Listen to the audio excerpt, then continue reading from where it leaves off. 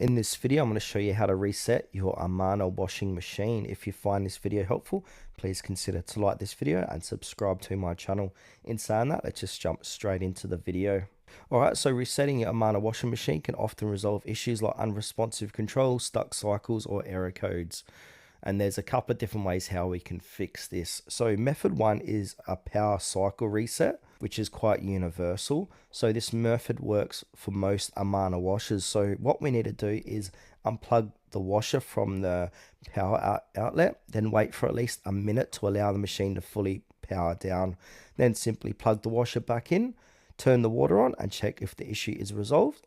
If your washer is hardwired, turn off the circuit breaker for 1 minute instead too.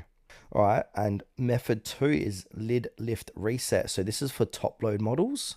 So what we need to do is unplug the washer for at least 60 seconds and then plug it back in. Within 30 seconds, open and close the lid 6 times in a row. Ensure you hear the lid switch click each time and then run a wash cycle. So avoid using the spindle final cycle for this test. This process resets the washer's internal sensors. Method 3 is doing a control panel reset. So some Amana washers allow resets via the control panel. So turn off the washer using the control panel, wait at least a minute, then turn the washer back on, press and hold the start or pause button for 5 seconds. This can help clear minor glitches.